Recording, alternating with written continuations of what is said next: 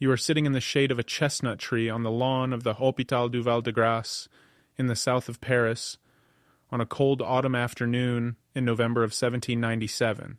You are 25 years old. You weigh 98 pounds. You are 6 feet tall, and your skin hangs from your skeleton in long, pale folds because the muscle that used to fill it has been digesting itself for the last 7 months. You have not eaten anything in 3 days. The military physician, Dr. Pierre-Francois Percy, is sitting on the stone bench in front of you with a notebook open on his knee. He is asking you, for the 7th time this week, what you remember of the missing 14-year-old boy. You have told him every time. You do not remember anything. He does not believe you. There is, in your stomach, the half-undigested clot of a stillborn infant you stole from the morgue at the Salpêtrière 2 weeks ago.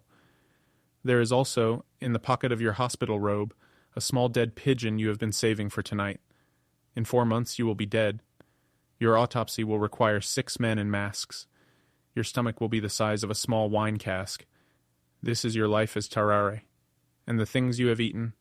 You are born in the late winter of 1772 in a peasant cottage in the village of Lyon Saint-Genis, on a road 3 hours' walk south of the city of Lyon, in the Kingdom of France. The Kingdom of France is ruled this year by a 15-year-old boy named Louis XVI and his Austrian wife. You will not learn either of their names until you are 21 years old and they are both dead. Your father is a tenant farmer. Your mother takes in laundry from the chateau at the top of the hill. You are the only surviving child of 7. Your 6 siblings have all died before the age of 2 of fever, of starvation, or of the small pestilence that sweeps the Beaujolais 3 times before your 5th birthday. You alone survive. The survival is, your mother says, the work of God. You will believe her until you are 8 years old, when you eat the family cat for the first time. You are 8, and you can eat your own body weight in beef in a single afternoon. The first time your father weighs you on the Chateau wool scale in 1780, you are 50 pounds. The cuts of meat your mother sets in front of you for supper that night are also 50 pounds. By midnight, you have eaten all of them. Your father returns home from the cabaret at 1 in the morning. You are licking the last of the gravy from the wooden trencher. He beats you with a willow rod. You smile through it. You have eaten well. You are 14, and you have eaten everything in the house. You have eaten the cat twice. You have eaten the goat your mother kept for milk. You have eaten the leather thong that holds the goat's bell. Your father takes you, on a cold morning in March of 1786, to a cart heading north toward Paris, and he hands you to the driver, and he turns, and he walks home without saying anything. You will never see him again. You will see your mother once, in 1791, in a Lion Market Square, where she will pretend not to recognize you because you are sitting on the cobbles eating a live frog as part of a paid performance. She will walk past. You will not call out. You join in 1786 a small band of beggars and thieves walking the road to Paris. They feed you out of curiosity at first. They keep you because, by the time you reach the village of Auxerre, you have eaten a horse. The horse was already dying. The band has lost 3 members to typhus on the road. The horse is a blessing of God. You eat the entire animal alone in one night, including the hooves. The band leader, a one-eyed man called Manon, will tell the story for years. He will be hanged in 1798 outside Paris on charges unrelated to you. He will mention you in his confession. The confession will be in the Parisian archives in 1799 when Dr. Percy is writing the case study that will make your name immortal. You are 18, and you arrive in Paris in the summer of 1790. You become a street performer at the Pont Neuf. Your specialty is to eat in one sitting whatever is brought to you. A wager of 20 livres for a basket of 40 apples. You eat all 40 in 9 minutes. A wager of 5 livres for a live cat. The cat is white with a black stripe. You eat it in 3 minutes, including the bones. A wager of 1 livre for a stone the size of a fist. You eat the stone. You pass it 3 days later. You will pass the stone again. You will eat it again. And you will pass it again, 4 times in the same week. The crowd loves you, and is also afraid of you. The crowds at the Pont Neuf are afraid, in 1790, of every new thing. You eat what you have eaten. You move to a courtyard near the Tuileries. The royal family is there. The royal family is 2 years from being beheaded 1 block away. You will eat 30 pieces of pork in a single afternoon while a small crowd of starving Parisians watches. You will not give them any. You will sleep in a stable near the Pont Neuf, and you will be cold in the winter, and you will eat the straw of your own bed when the snow comes in March of 1791. You will be 21 years old when the king and queen are dragged through the same courtyard you used to perform in. You will not look up. You will be eating a chicken. You are arrested for vagrancy in October 1792. The judge is a young revolutionary named Citizen Lafleur. He is 24 years old, and he is impatient. He hears in your file that you have eaten a stone and a cat in public, and that you have eaten 30 pieces of pork in front of the royal palace. He does not laugh. He looks at you for a long time. He sentences you to be conscripted into the army of the new French Republic. You are assigned to the army of the Rhine as a hussar. The army feeds its hussars 4 times what it feeds its infantry. You eat all 4 rations on the morning of the first day. You eat the rations of the 7 men in your tent on the morning of the second day. They report you. The military doctor, a young army surgeon named Jean-Joseph Sue, examines you in the field hospital at Saulx-sous-Forêt on November 12, 1792. He records that you eat, for him, on the spot, an entire meal prepared for 15 soldiers, including 2 whole loaves of bread, 6 cabbages, 4 pounds of butter, and a clay jug of wine. You are then asked whether you would like a second meal. You say yes. You eat a second one. He keeps you in the field hospital for 9 months as an object of medical curiosity. He cannot make you stop eating. He cannot find the cause. In April 1794, you are transferred to the personal staff of General Alexandre de Beauharnais. He has heard of you. He proposes to make use of you. The plan is this. You will swallow a small cylindrical wooden box containing French military intelligence. You will be sent across the front into Prussian territory under the cover of a French peasant. You will pass through Prussian lines. You will arrive in the town of Neustadt. You will defecate the wooden box. You will deliver its contents to the agent waiting at the inn. You will return to French lines. The general gives you 20 gold louis as advance payment. You eat them on the spot. He gives you another 20. You swallow the wooden box. The Prussian patrol stops you at a roadblock outside the town of Landau on the morning of April 24th, 1794. They search you. They find nothing. They are about to release you when one of them notices that your French is too good for a peasant. They beat you with rifle butts for an hour and a half. You confess to being French. You confess to having swallowed a box. They do not at first believe the second part. They tie you to a post in the courtyard for 2 days, hoping the box will pass. The box does not pass. They send for a Prussian field surgeon. The surgeon attempts to administer an emetic. You vomit nothing. They attempt a second emetic. They beat you again. They sentence you to death. You are saved by the intervention of a Prussian officer named Major Rolf Vogt, who happens to recognize you from a Pont Neuf performance 2 years earlier. He pleads for your life. He gets it.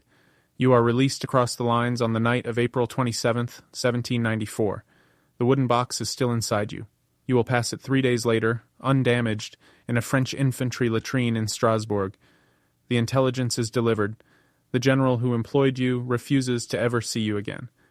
You return to Paris in late 1794. You are admitted to the military hospital at Versailles. The chief surgeon there, a man named Dr. Antoine Pieux, attempts every known remedy of the late 18th century to reduce your appetite. Laudanum. He gives you 20 grains. You ask for 40. Tobacco pills. He gives you 7. You eat the box. Vinegar. He tries fasting. You break out of the ward at midnight, eat a guard dog, and return before dawn. The dog is a chained mastiff named Beauregard belonging to the captain of the night watch. The captain is reduced in rank for the loss. You are not punished. The hospital does not know what to do with you. You are transferred to the Hopital des Soldats at the Hôtel des Invalides in Paris in early 1795. You become a curiosity for the medical students. They feed you, every afternoon, an entire wheelbarrow of organ meats from the central Paris abattoir. You eat the wheelbarrow's contents in 11 minutes. They cheer. You smile.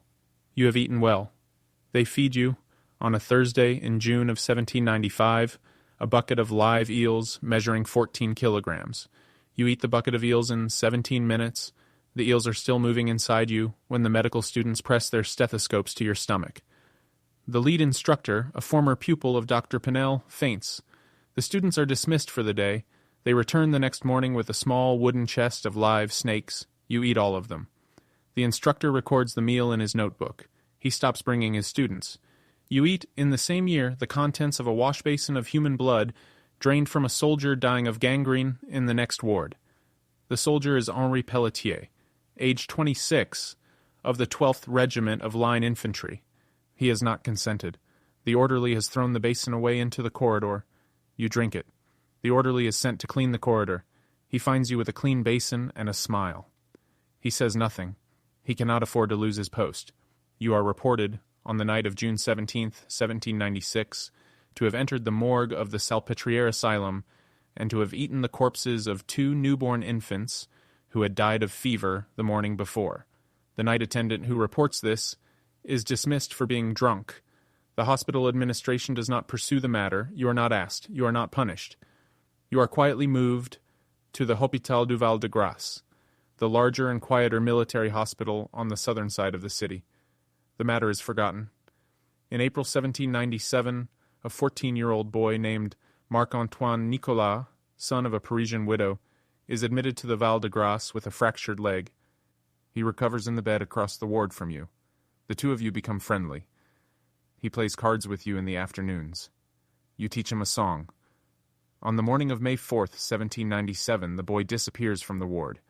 The orderlies search the hospital. They search the surrounding streets. They find nothing.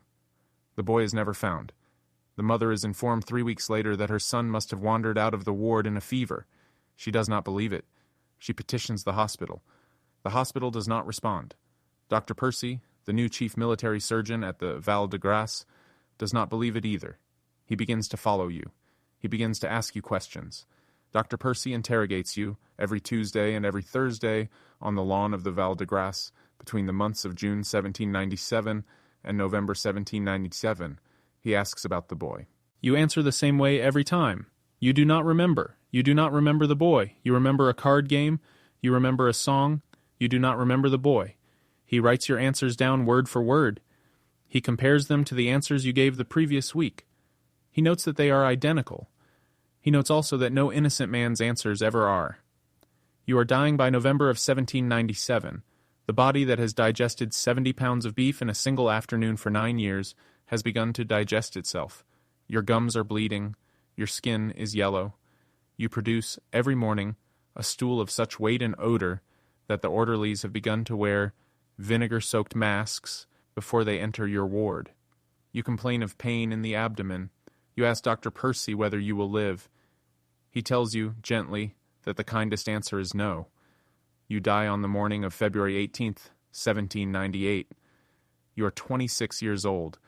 The cause of death is given as pulmonary tuberculosis exacerbated by chronic gastrointestinal hemorrhage. The autopsy is performed by Dr. Percy himself with 3 assistants in a sealed room. The smell, Dr. Percy will record, is so severe that 2 of the 3 assistants leave the room before the body cavity is fully opened. The third remains and is quietly sickened to a bucket. Your stomach occupies most of your abdominal cavity. It measures, when emptied of its contents, the size and shape of a small wine cask. Your liver is twice the size of a healthy liver. Your gallbladder is the size of a goose egg. Your esophagus, when measured against a normal cadaveric esophagus, is nearly twice as wide. The contents of your stomach include partly digested vegetable matter, 2 coins of small denomination, the green and gold buttons of a French infantry tunic, and 1 fragment of cloth that Dr. Percy will identify as a piece of a child's woolen jacket, the color of which matches the description of the jacket worn by the missing boy, Marc-Antoine Nicolas. Dr. Percy will record the finding in his notebook. He will not include it in the published case study. The published case study appears in the Journal de Médecine, Chirurgie et Pharmacie, Volume 2, in November of 1805. Dr. Percy gives you the name by which medical history will know you. The name is Tarrare. It is, he writes, a child's onomatopoeic word for a stomach. He writes that he never learned your real name. He writes that you may have had one, once, in the cottage on the road to Lyon, before your father walked you to the cart. but that he never asked, and that you, in the 7 months he attended you, never offered. This is your life as Tarrare, the boy whose mother said his survival was the work of God, the hussar who swallowed the wooden box, the patient who ate the wheelbarrow, the man whom the assistant could not stay in the room with, the body that kept eating long after the man had gone,